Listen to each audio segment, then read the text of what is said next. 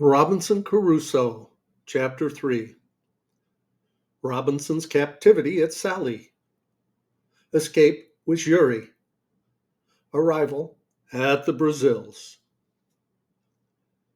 I was now set up for a Guinea trader, and my friend, to my great misfortune, dying soon after his arrival, I resolved to go the same voyage again, and I embarked in the same vessel with one who was his mate in the former voyage, and had now got the command of the ship.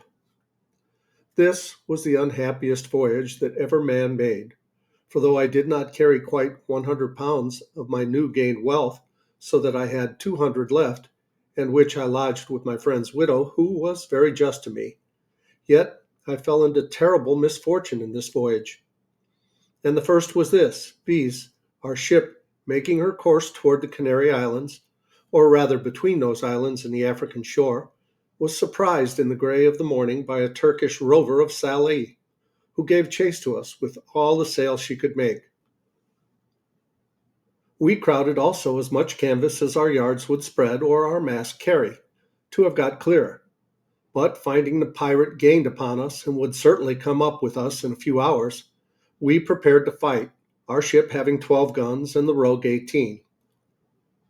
About 3 in the afternoon he came up with us, and bringing to, by mistake, just athwart our quarter, instead of athwart our stern, as he intended, we brought 8 of our guns to bear on that side, and poured in a broadside upon him, which made him steer off again, after returning our fire, and pouring also his small shot from near 200 men which he had on board. However, we had not a man touched, all our men keeping close. He prepared to attack us again, and we to defend ourselves. But laying us on board the next time upon our other quarter, he entered 60 men upon our decks, who immediately fell to cutting and hacking the decks and rigging. We plied them with small shot, half-pikes, powder chests, and such like, and cleared our deck of them twice. However, to cut short this melancholy part of our story, our ship being disabled and 3 of our men killed and 8 wounded, we were obliged to yield, and were carried all prisoners to Sallee, a port belonging to the Moors. The usage I had there was not so dreadful as at first I apprehended, nor was I carried up the country to the Emperor's court, as the rest of our men were, but was kept by the captain of the rover as his proper prize, and made his slave, being young and nimble and fit for his business. At this surprising change of my circumstances from a merchant to a miserable slave, I was perfectly overwhelmed, and now I look back upon my father's prophetic discourse to me that I should be miserable and have none to relieve me, which I thought was now so effectually brought to pass that it could not be worse. That now the hand of heaven had overtaken me, and I was undone without redemption. But alas, this was but a taste of the misery I was to go through, as will appear in the sequel of this story. As my new patron or master had taken me home to his house, so I was in hopes that he would take me with him when he went to sea again, believing that it would some time or other be his fate to be taken by a Spanish or Portuguese man of war, and that then I should be set at liberty. But this hope of mine was soon taken away, for when he went to sea he left me on shore to look after his little garden, and to do the common drudgery of slaves about his house. And when he came home again from his cruise, he ordered me to lie in the cabin to look after the ship. Here I meditated nothing but my escape, and what method I might take to effect it, but found no way that had the least probability in it. Nothing presented to make the supposition of it rational, for I had nobody to communicate it to that would embark with me. No fellow slave, no Englishman, Irishman, or Scotsman there but myself, so that for 2 years, though I often pleased myself with the imagination, yet I never had the least encouraging prospect of putting it in practice. After about 2 years, an odd circumstance presented itself, which put the old thought of making some attempt for my liberty again in my head.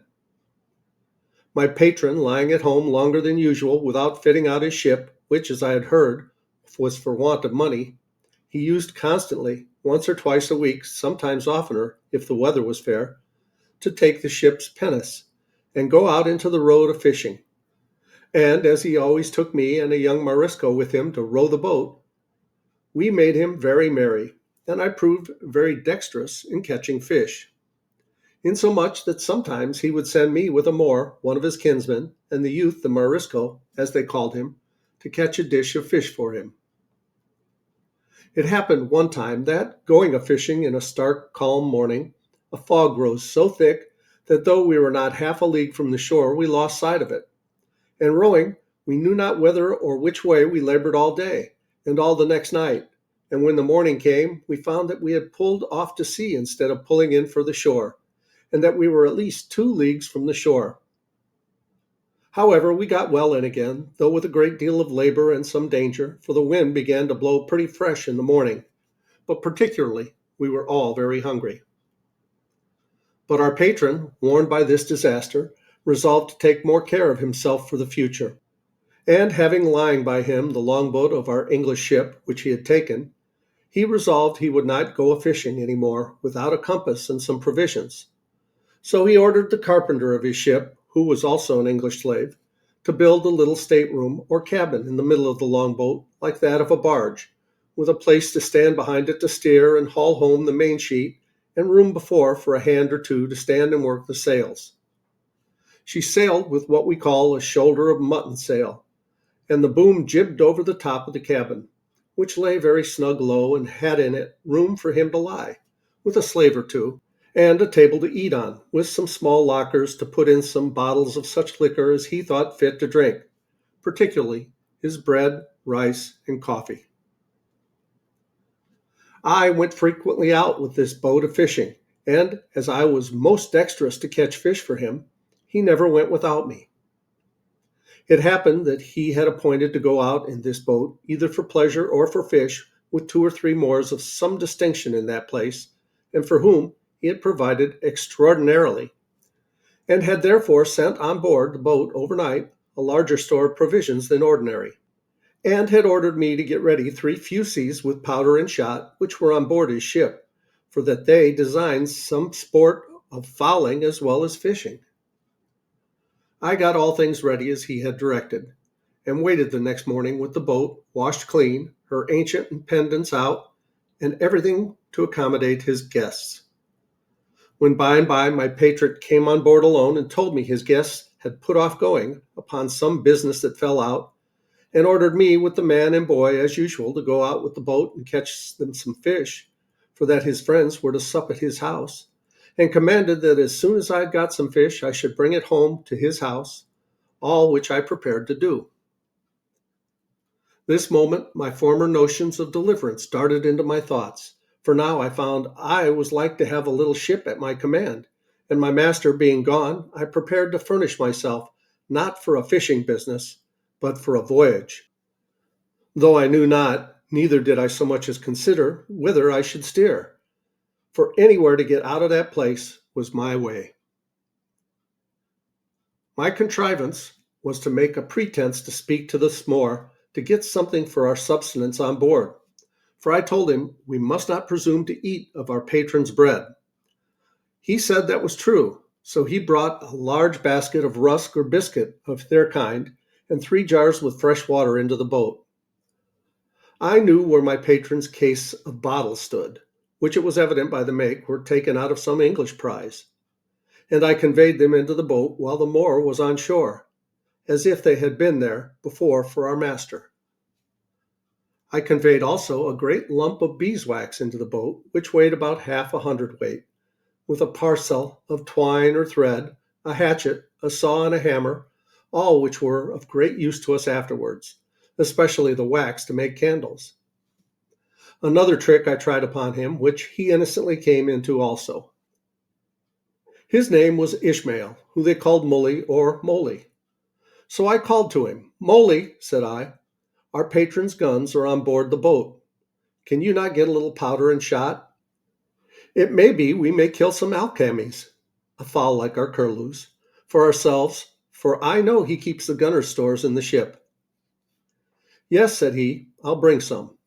And accordingly he brought a great leather pouch which held about 1.5 pounds of powder, or rather more, and another with shot that had 5 or 6 pounds with some bullets, and put all into the boat. At the same time, I had found some powder of my master's in the great cabin, with which I filled one of the large bottles in the case, which was almost empty, pouring out what was in it into another, and thus furnished with everything needful, we sailed out of the port to fish. The castle, which is at the entrance of the port, knew who we were, and took no notice of us. And we were not above a mile out of port before we hauled in our sail and set us down to fish.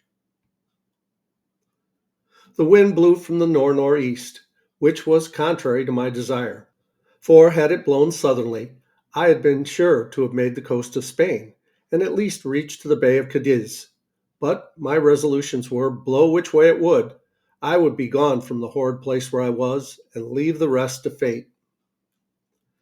After we had fished some time and caught nothing, for when I had fish on my hook, I would not pull them up, that he might not see them, I said to the Moor, "This will not do. Our master will not be thus served. We must stand farther off." He, thinking no harm, agreed, and being in the head of the boat, set the sails. And as I had the helm, I ran the boat out near a league further, and then brought her to as if I would fish. Then, giving the boy the helm, I stepped forward to where the Moor was, and making as if I stooped for something behind him, I took him by surprise with my arm under his waist, and tossed him clear overboard into the sea. He rose immediately, for he swam like a cork, and called to me, begged to be taken in, told me he would go all the world over with me. He swam so strong after the boat that he would have reached me very quickly, there being but little wind. Upon which I stepped into the cabin, and fetching one of the fowling pieces, I presented it at him, and told him I had done him no hurt, and if he would be quiet, I would do him none. But, said I, you swim well enough to reach to the shore, and the sea is calm.